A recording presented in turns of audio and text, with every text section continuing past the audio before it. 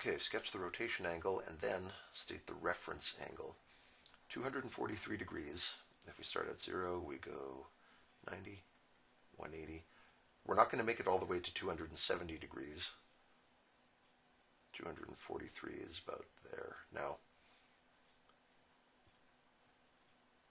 about there is pretty vague. How did I really find that? I think of it as you've got 243 degrees to use here, and you've used 180 of them getting to the 180 mark. So how many have you got left? 243 minus 180 is 63 degrees.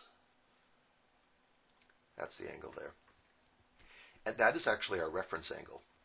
Reference angles are always off the horizontal, so whatever quadrant you are in, you're always measuring off the nearest x-axis or the nearest horizontal axis.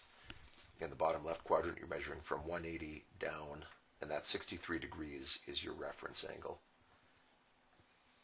For 337, 90, 180, 270. Again, if you've used up 270 degrees getting to the south or the 270 mark, that means you have 67 degrees left.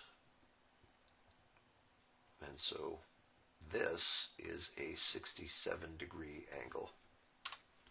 Now, that is not the reference angle. It isn't the one that's off the horizontal. This, in red, is the one off the horizontal. How many degrees is that? Well, this whole quadrant is 90 degrees. 67 of them are here, so 90 minus 67 tells us there are 23 degrees in this red angle. That's your reference angle. The other way you could have found it is to say, okay, I'm going to 337, go all the way around the circle until you get to 360, and then you go, oh wait, that was too far, I have to back up. How far do I back up? 360 minus 337 will tell you again the answer is 23 degrees. 70 degrees. Well, that's not even to 90, so we go 70 degrees like so.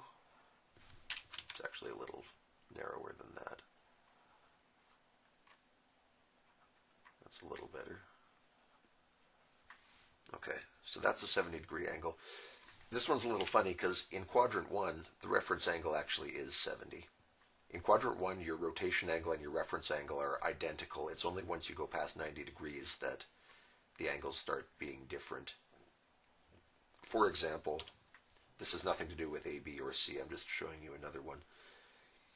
If you had a rotation angle of 91 degrees, that means you'd go to just past the axis. Your terminal arm would look like that.